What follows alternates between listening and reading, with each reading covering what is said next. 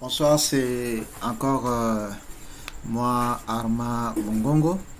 Après la dernière vidéo que j'ai réalisée sur la méthode DEA, et là je reviens encore sur l'analyse des données, mais cette fois-là, je laisse d'abord le logiciel R. Je vais revenir sur le logiciel R après. Je commence d'abord avec l'introduction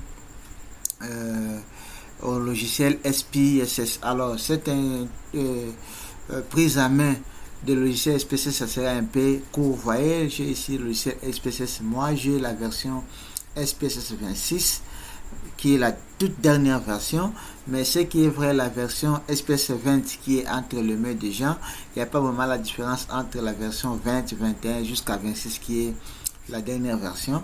Lorsque vous ouvrez le logiciel SPSS, vous avez cette représentation là.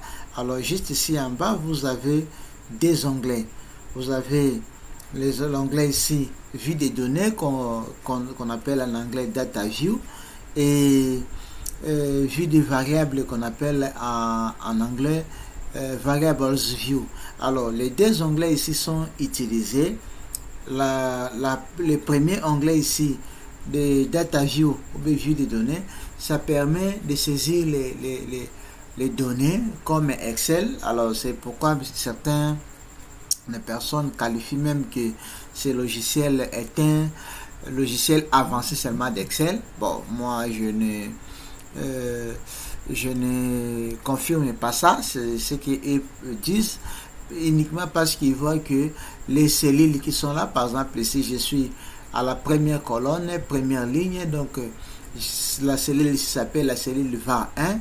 Si je suis là, c'est la cellule var 7. Alors ça dépend. Ici au niveau de l'entête, c'est encore var là, uniquement parce que les noms des variables ne sont pas encore connus. Alors si je veux que je mette les noms je saisisse les noms des variables ici, alors je ne peux pas écrire les noms des variables là-bas parce que ici c'est la première cellule où doit se présenter la première donnée. Alors si je vais écrire le nom de la variable, je vais venir par exemple à ce niveau, j'écris là-bas pour la première variable, j'écris par exemple ici PIB, le nom de la variable PIB. Quand j'ai pris sur entrée, si je reviens là-bas, vous allez retrouver que ici ça devient déjà PIB, et je peux maintenant saisir les valeurs de PIB exactement comme nous saisissons en utilisant le Excel. Je peux saisir là-bas 45 en 13, 50, 45, 45, 76, je peux saisir ainsi de suite. Alors, je peux évoluer comme ça pour deuxième variable. Je viens par exemple ici, j'écris là-bas, deuxième variable c'est consommation, je mets là-bas cons, j'appuie sur entrée, je rentre ici. Vous allez voir ici, deuxième variable cons est venu. Je peux saisir encore là-bas 56, entrée, 79, entrée, 40, 22, entrée, ainsi de suite. Alors je peux comme ça saisir ces différentes variables manuellement, ces différentes variables, et saisir les données aussi manuellement, ça dépend. Il faut comprendre ici que le logiciel SPSS que j'ai ici, c'est en français. Vous voyez ici, tous les onglets sont en français. Les séparateurs de virgules, les codes de décimales sont des virgules, tandis que les autres logiciels, les séparateurs de décimales sont des points. Alors, comme tous les logiciels, le logiciel SPSS a une barre de menu et une barre d'outils. Au niveau des barres de menu, sont les barres de menu que nous retrouvons dans le logiciel ça et là. Ici, le menu fichier est utilisé pour ouvrir, pour créer une nouvelle base de données, pour importer les données, pour enregistrer sous, pour imprimer, ainsi de suite. Les menus édition est utilisé pour copier, couper, coller, ainsi de suite. Alors vous voyez que comme la base de données n'est pas encore là, ce menu n'est pas vraiment utilisé. le menu affichage, ça nous permet de passer des codifications, codification chiffrée à codification de lettres. Là, je vais montrer ça quand je vais codifier ici. Le menu données, le menu transformer, c'est le menu qui va, nous allons certainement utiliser pour créer une variable X à ramener à créer une nouvelle variable Y. Et j'ai ici les menus analyse que nous allons plus utiliser pour faire des calculs, des corrélations, des régressions, comparer les moyennes, faire les réponses multiples, faire les analyses de survie, faire la prévision, faire les tests non paramétriques, tout cela en utilisant les menus analyse. Menu graphique, si ça va nous permettre de générer les graphiques, ainsi de suite. Alors, si nous quittons la barre de menu, nous avons la barre d'outils. Ici, nous avons l'outil ouvrir. Là, c'est enregistré. Ici, c'est imprimé. Ça, c'est aller avant, retourner. Et tous ces menus, ces outils ici, nous allons voir comment les utiliser. Alors, si nous venons au niveau des éditions, vous voyez quelque part là-bas, il y a options. Si je clique sur options, je peux modifier certaines choses. Par exemple, si je suis au niveau de général, la liste des variables, j'ai dit ici, il faut afficher les libellés. Je peux cliquer aussi, j'ai dit afficher les noms, ça dépend du goût que je vais prendre. Alors, si je vais aller au niveau des langues, je peux choisir la langue de sortie ici, anglais ou français. Bon, moi, déjà c'est installé par défaut en français. Comme moi aussi je parle français, je garde le français. Mais s'il arrive que le système d'exploitation de votre machine est en anglais, si vous installez le programme directement, le programme sera installé en anglais. Alors, pour les gens qui ne comprennent pas vraiment certains mots d'anglais, ils peuvent revenir là-bas au niveau des langues, ils changent ici, ils mettent français et ça va revenir automatiquement. Ici, au niveau des résultats, je vais voir si mes résultats vont venir avec quelle police. Je peux modifier ici, je vais prendre les polices que je veux, je peux modifier la taille. Si je veux que les résultats viennent en italique ou en gras ou en soulignement, les résultats, ça dépend. Si je veux que le titre des pages, je modifie. Donc tout ce que je peux ici, je modifie. Donc ici, je peux faire ce que je veux. Au niveau des données aussi, je peux modifier le nombre de lettres qui vont contenir les noms des variables. Et je peux modifier le nombre de chiffres après la virgule. Si c'est un nombre décimal, je peux modifier ici. Alors je peux faire tout ce que je veux. Je vous laisse l'occasion vous-même de découvrir tout ce qu'il faut découvrir. Alors je vais fermer. Ici, j'essaie de monter ce qu'il faut. Alors ce que je vais faire ici, je vais importer une base de données. Alors pour importer la base de données, ce que je vais faire facilement, c'est quoi? Je vais d'abord effacer les variables que j'ai créées ici. Je clique seulement là-bas, je clique ici, ça sélectionne toute la ligne. Je clique là, je peux effacer. Je prends ici, je clique là aussi effacer, j'ai effacé tout. Alors je vais procéder à l'importation. Alors ici, il faut retenir que si vous avez SPSS 20 et si vous avez SPSS 26 ou 25 comme moi j'ai, l'importation diffère. Je vais commencer la première procédure pour les gens qui ont SPSS 20. Alors pour les gens qui ont SPSS 20, pour importer, vous allez aller où? Vous irez dans Fichier. Vous prenez ici Ouvrir. Ok? Venez ici Ouvrir. Vous prenez Données. Vous cliquez sur Données. Voilà, en cliquant sur Données, ça va vous présenter les éléments qui sont là, ça dépend. Moi, je suis ici dans mes documents. La première des choses, comme mes données sont dans un fichier Excel, je vais changer ici. Là, ça par défaut, le logiciel a l'idée que vous voulez ouvrir la base de données SPSS. Alors moi, ma base de données est Excel. Je vais cliquer à côté. Je prends ici Excel. Alors, une fois que vous avez pris Excel, vous localisez votre base de données. Moi, ma base de données se trouve dans un dossier dans mes documents qui s'appelle Tito. Je cherche dans mes documents qui s'appelle Tito, c'est ici. J'ouvre Tito. Ça se trouve dans données. Alors, c'est ça, ma base de données qui s'appelle Tito XLS. Je clique sur ça.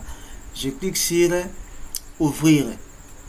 Alors, une fois que je clique sur ouvrir, ça m'amène à ce niveau. Alors, je vais choisir au niveau de feuille de calcul. Je vais choisir la feuille parce que mon dossier a plusieurs feuilles. Je vais choisir la feuille SPSS. Voilà ici. Je choisis la feuille SPSS. Je clique sur OK. Si je clique sur OK, je vais directement importer les données. Ça, c'est pour les gens qui ont SPSS 20. Allez, si vous avez SPSS 25 ou bien SPSS 26 comme moi j'ai, ça devient simple. Il suffit que je vienne seulement ici afficher, importer les données. Je choisis ici les données Excel là. Donc, je reprends fichier, importer les données. Je prends ici Excel, je clique ici Excel. Donc, vous voyez ici, ça vous donne la possibilité d'importer plusieurs types de données. Ça, c'est les données fichier test, CVC, CSV, fichier test, SAS, Stata. Mais moi, je vais importer Excel. Je clique sur Excel. Ça m'amène directement ici, comme j'avais déjà utilisé cette localisation, c'est pourquoi ça m'amène là-bas. Et vous, ça va dépendre de là où vous avez mis votre base de données. Alors directement, je vais choisir ici Tito et je clique sur ouvrir.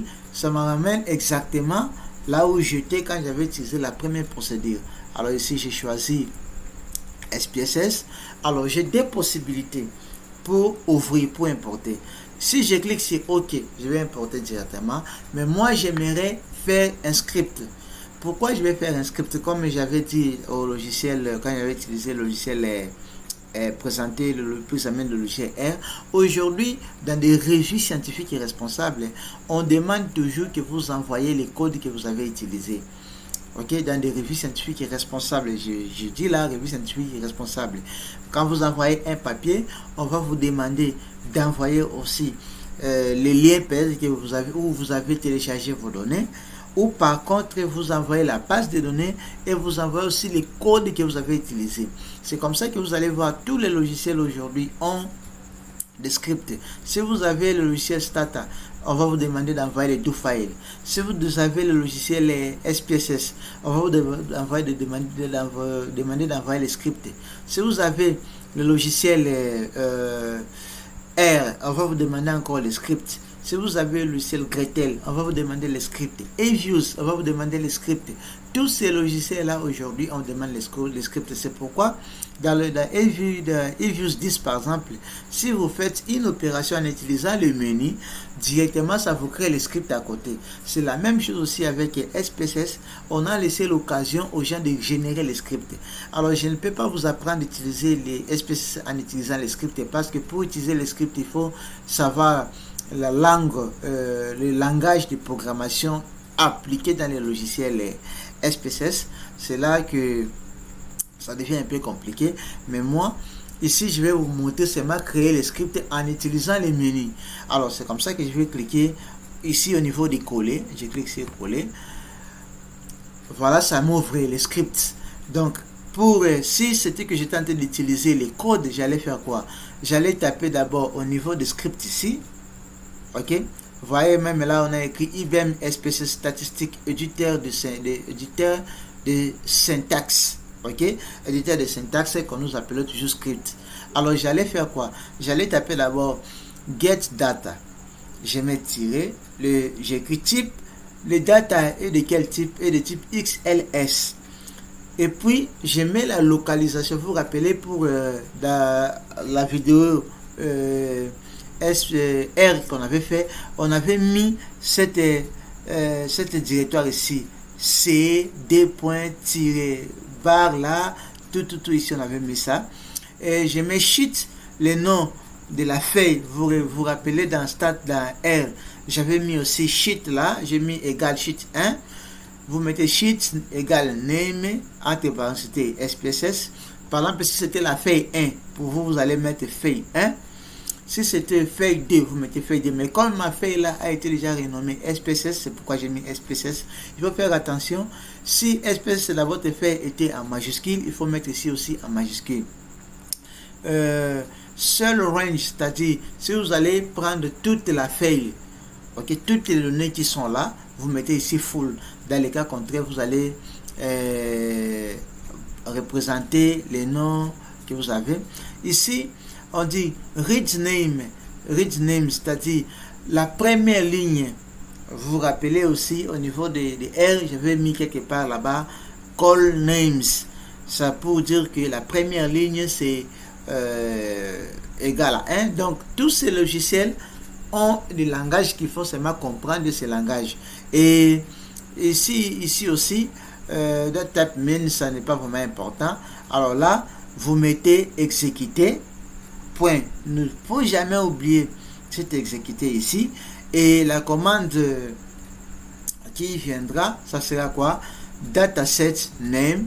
J'ai de données 1. Pourquoi ça vient j'ai de données, ça va venir j'ai de données 1? Uniquement parce que nous n'avons pas encore renommé. Et pour vous mettez ici, si je peux passer directement, je vais donner 1 ici comme nom, je donne ça un nom que je veux. Ben moi, je veux que ça soit comme ça. Et pour vous mettez ici, Windows égale front. N'oubliez jamais le point qui est là. Le point là, c'est pour vous montrer que la commande c'est limité là-bas. Alors ce que je vais faire, c'est quoi? Je vais seulement sélectionner et puis je clique sur le bouton vert ici. Ok, pour exécuter mon script. Je clique sur le bouton vert. Partir. Allez, en cliquant cela, SPSS m'ouvre une nouvelle feuille qui s'appelle ici. J'ai maintenant 3 éléments de SPSS. J'ai l'élément de script, j'ai l'élément de sortie, c'est-à-dire là où les résultats pour montrer que ma commande a été réalisée. Vous voyez là. Vous vous rappelez même dans R, ça faisait la même chose. Quand vous écrivez quelque chose dans script et vous exécutez, les résultats viennent apparaître dans la console. Vous vous rappelez, si celui qui n'avait pas suivi mes précédentes vidéos de la chaîne, il a encore le temps de suivre les précédentes vidéos. Alors, déjà ici, ma base de données, je vais l'être importée. Alors, la première chose lorsque la base de données est importée, c'est enregistrer la base de données. Moi, je vais aller dans Fichier. Je clique Fichier, Enregistrer sous. Voilà ici, puis Enregistrer sous. Je clique sur Enregistrer sous. Je viens ici, je change les noms. Je vais garder ma base de données dans le fichier, dans les fichiers toujours données que j'avais, mais je change ici. Je mets là-bas, j'appelle ça aussi Tito. Alors, j'appelle ça Tito. Et si je vais encore coller pour que les codes viennent encore, je clique sur coller. Je vais avoir vraiment tous les codes. Voilà. Vous voyez ça ici, c'est-à-dire les codes que j'ai tapé après avoir importé les données. Le code que j'ai tapé c'est save out file C.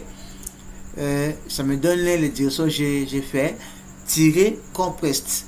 Donc je vais seulement sélectionner ceci et je clique sur exécuter. J'exécute. À ce niveau là j'ai ici, vous voyez, le nom de ma base de données a changé, ça devient Tito Save. Tito S avec qui est quoi, que les, on appelle ça encore quoi, j'ai oublié les noms des fichiers Stata, des fichiers SPSS, pardon.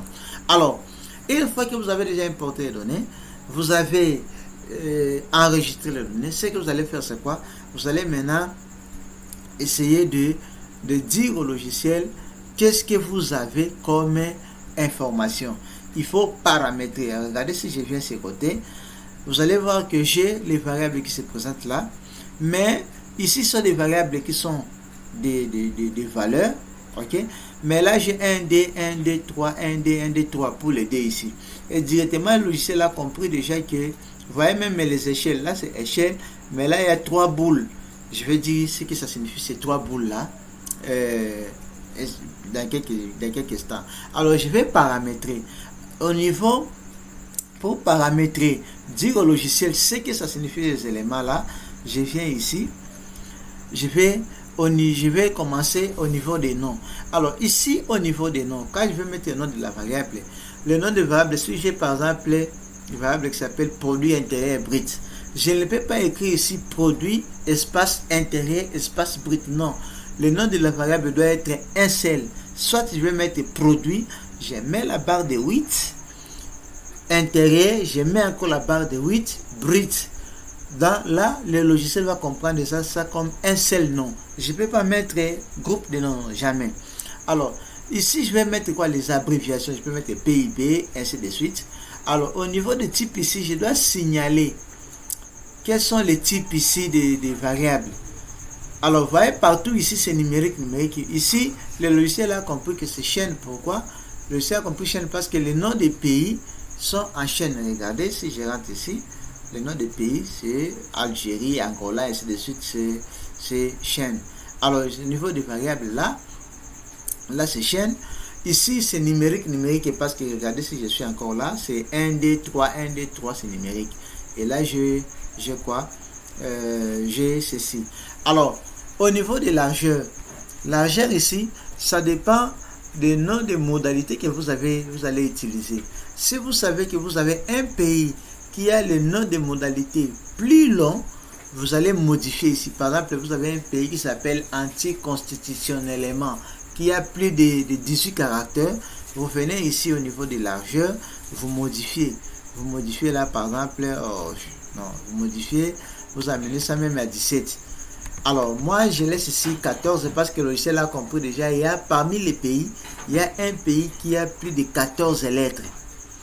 Au niveau des continents, vous voyez que c'est 11. Ça veut dire aucun continent a plus de 14, de 11 caractères. Et ainsi de suite. Vous voyez par exemple au niveau de stabilité du gouvernement, GovStab ici, j'ai là-bas 8, c'est-à-dire il y a des valeurs qui ont plus de 8, ainsi de suite. Alors, j'arrive au niveau de décimal. Si vous venez ici, vous allez voir qu'il y a les valeurs qui ont des décimaux, beaucoup de décimaux ici, des valeurs décimales. Alors, donc, je dois arranger cela. Je vais venir ici au niveau de décimal. Je vais dire toutes les variables doivent avoir deux valeurs après la virgule, deux chiffres après la virgule. Je modifie là-bas, deux chiffres. Là aussi, je modifie des chiffres. Il suffit seulement de cliquer à côté. Je clique aussi à côté, des chiffres. Je clique encore là, des chiffres. Oh, là j'ai mis 1, 2. Je clique encore là, des chiffres. Je clique là, des chiffres. Je clique encore ici, des chiffres là, des chiffres là, des chiffres là, des chiffres et là aussi des chiffres. Oh non, des chiffres. Vous allez remarquer que les trois premiers ici, comme là c'est une chaîne, ce sont les noms, il n'y a pas de virgule. Ici aussi il y a deux numériques, 1, 2, ainsi de suite, qui n'avaient pas de numérique. Alors quand j'ai fini, si je rentre aussi au niveau de fil de données, vous allez voir que toutes les valeurs, les valeurs ont maintenant des chiffres après la virgule. Alors après, je viens ici au niveau de libellé. Au niveau de libellé, maintenant que je vais dire exactement le nom de la variable, c'était quoi? Par exemple ici, continent, je vais écrire exactement ici continent. Là, comparer, c'est une variable que j'ai appelée comparer. Et ici, GovStab, je vais écrire quoi? Stabilité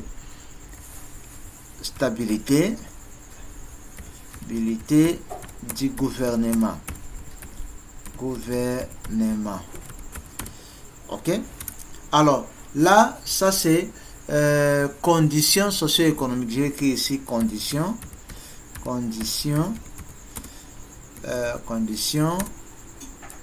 socio-économique. Ainsi de suite pour les autres variables, j'ai fait la même chose. J'écris les noms. Si votre variable s'appelait PIB, vous allez écrire maintenant produit intérieur brut pour que quand vous envoyez la base de données à une autre personne, que la personne comprenne exactement votre base de données. Alors, je vais écrire partout ici. Je n'ai pas eu le temps de faire tout ça. Alors, je viens ici au niveau de valeur. Je prends aussi la variable, par exemple, corruption. Je clique là-bas, c'est la corruption parce que je vais utiliser ça. Corruption. Voilà. Et je vais au niveau des valeurs. Au niveau des valeurs ici, on modifie uniquement si vous êtes devant une variable qualitative catégorielle. Alors, j'ai ici des variables qualitatives catégorielles. C'est quoi? C'est les continents et compare. Dans le continent, j'ai trois variables, j'ai trois modalités.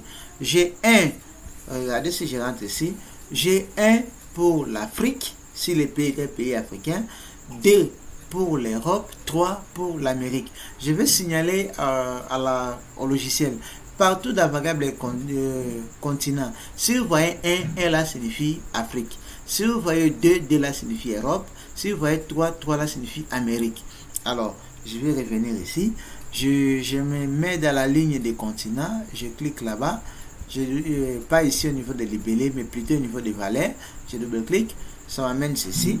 Je vais écrire quoi? Je vais mettre 1. 1 signifie quoi? 1 signifie Afrique. Afrique. Je clique ajouter. Je mets 2. Signifie quoi? 2 signifie Europe. Europe. Ajouter. Et puis 3 signifie quoi? Signifie Amérique. Amérique.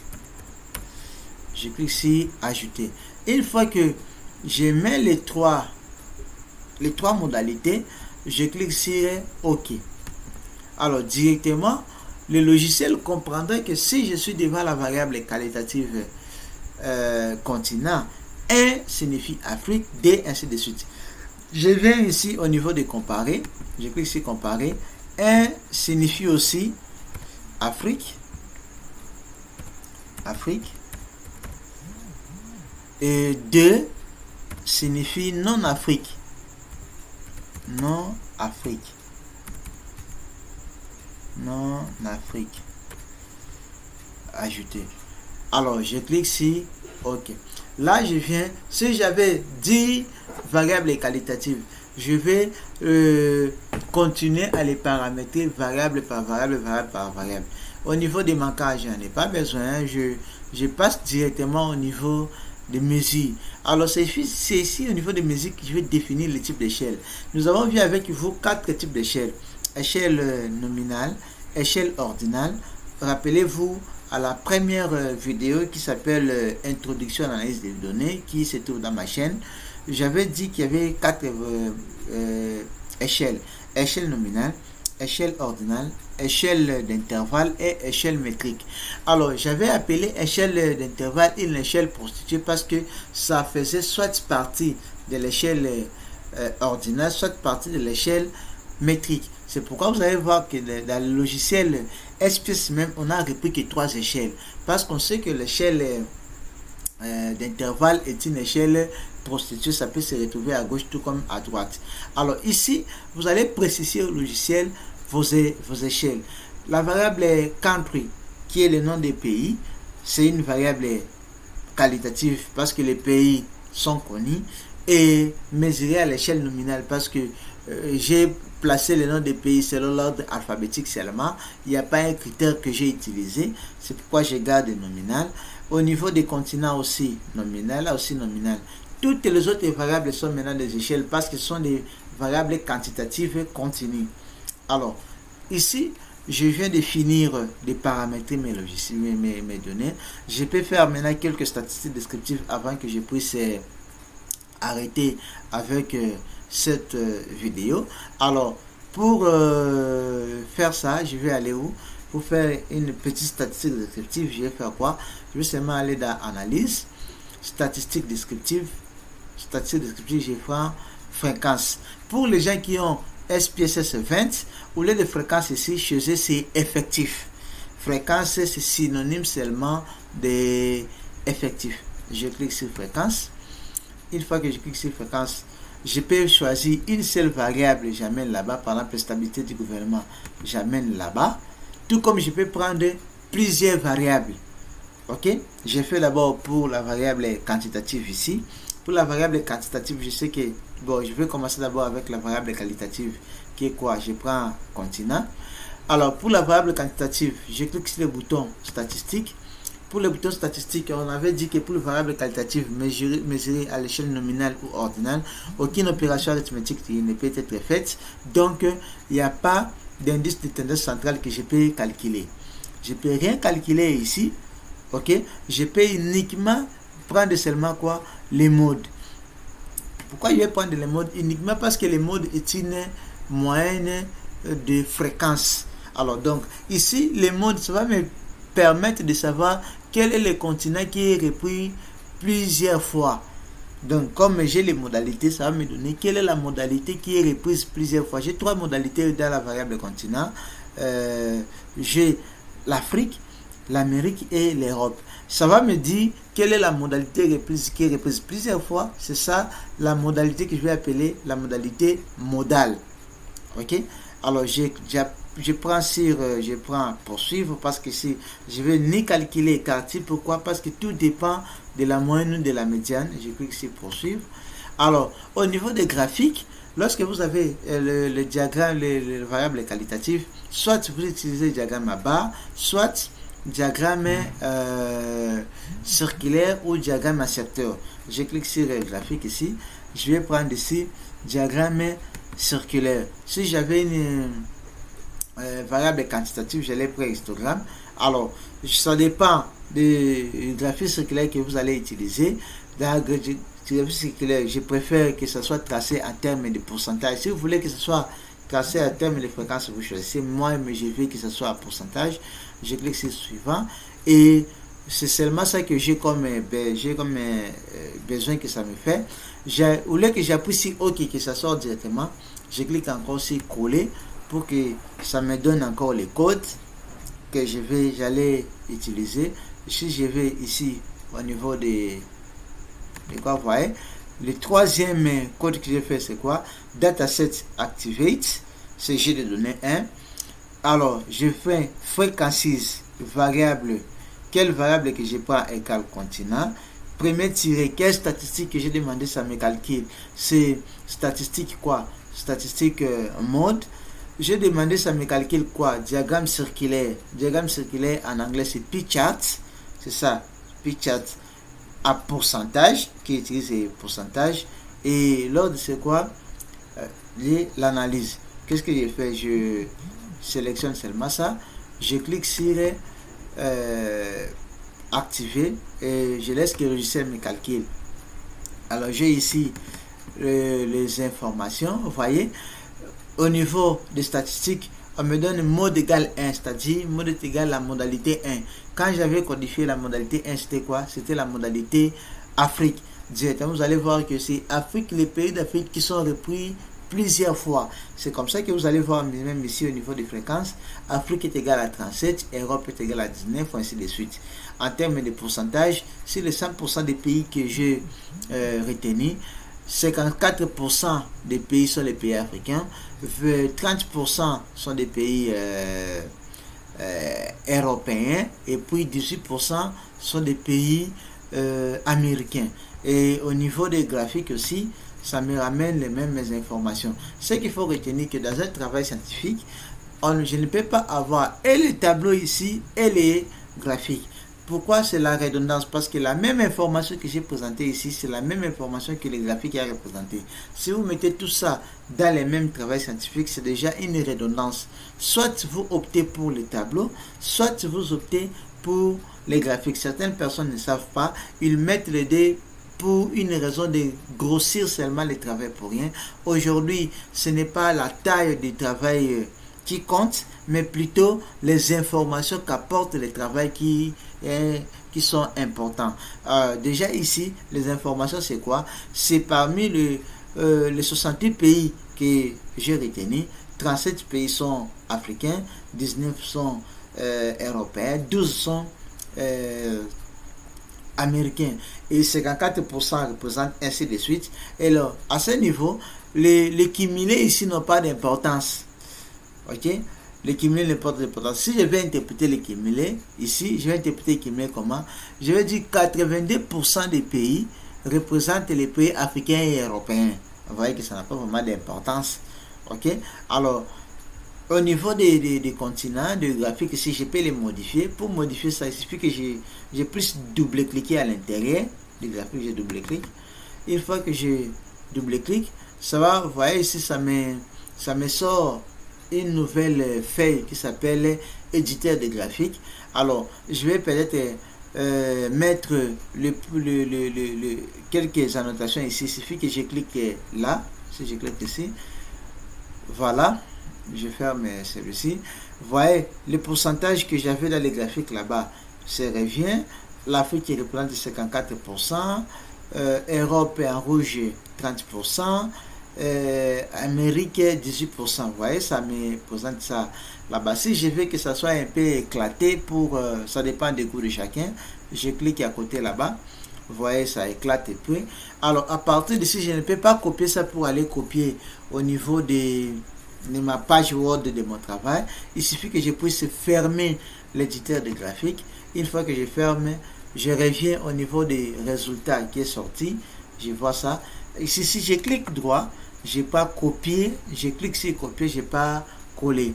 Même les tableaux ici, je peux simplement copier. Et là, je n'ai pas collé au niveau de ma feuille Word que je vais travailler.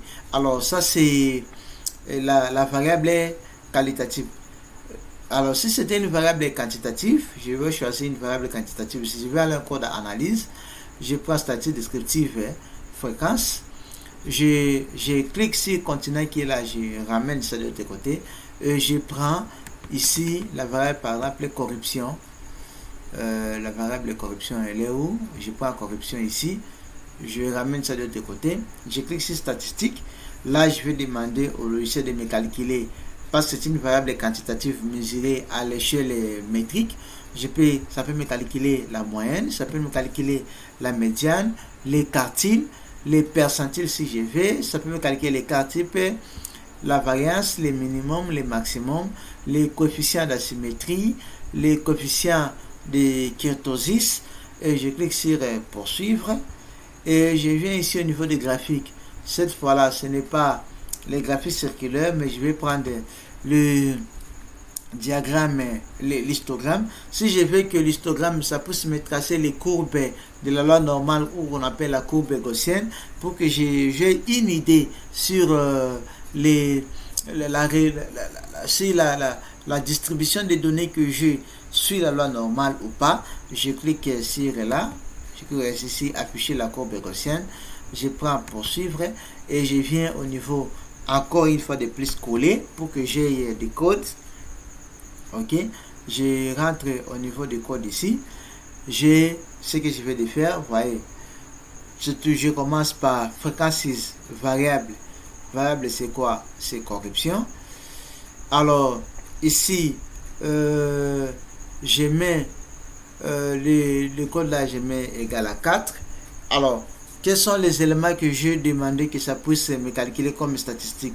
J'ai demandé écart type, c'est ça, SDDV, Standard Deviation, variance, ok, ça me calcule les minimums, les maximums, la moyenne qui est min, médian, mode skewness qui est le coefficient d'asymétrie. Ici, c'est skew, le coefficient d'aplatissement. Je dis histogramme et trace-moi la courbe de la loi normale. Et ordre toujours là, il faut que je mette analysis. Et puis je sélectionne ça, je clique sur là. Alors j'ai les informations. Ici, la moyenne de l'indicateur de corruption, comme j'avais dit, ça varie de 0 à 6. Si vous vous rappelez à la vidéo précédente, c'est 2, je crois 549. La médiane c'est 2. C'est plusieurs pays avec comme indicateur de corruption c'est 2. Non, c'est mode plutôt qui est D. L'écart type, c'est ça, la variance, les coefficients d'aplatissement, symétrie. Je vais expliquer tous ces coefficients dans la vidéo qui va suivre, ainsi de suite. Alors, je vais ici au niveau des statistiques descriptives, c'est-à-dire les pays qui avaient le taux de 0,5, il y avait un seul pays. Les pays qui avaient 1, c'est 3. Les pays qui avaient 1,5, c'est 14. Les pays qui avaient 2, c'est 18. C'est pourquoi notre mot de sortie là-bas 2. Ainsi de suite. Alors, au niveau des diagrammes, voilà, diagramme, la courbe est assez... C'est comme si la courbe est vraiment normalement distribuée. Pour que nous sachions si c'est vraiment normalement distribué, nous allons dans la vidéo qui va suivre faire les tests de normalité, soit des tests de normalité de Shapiro-Wilk ou les tests de normalité de Kolmogorov-Smirnov que nous avons vu en utilisant le logiciel R. Alors je suis à la fin de cette vidéo sur la prise en main des logiciels SPSS. Nous nous retrouvons à la prochaine vidéo. Je dédie cette vidéo à mon maître, à celui qui m'a formé au logiciel, le maître Blaise Lev Mukoko, qui est chercheur et chargé de cours à l'université Sherbrooke au Canada. Maître, là où vous êtes, que cette vidéo vous fasse plaisir. Je dédie toutes ces vidéos à mes étudiants qui suivent les cours d'informatique en G3 économie avec moi, les étudiants de l'université de Kisangani, faculté des sciences économiques et de gestion, les étudiants de l'université Mariste du Congo et les étudiants de l'université de Sepomade où je donne ces cours en deuxième licence. On se voit à la prochaine vidéo. Ciao.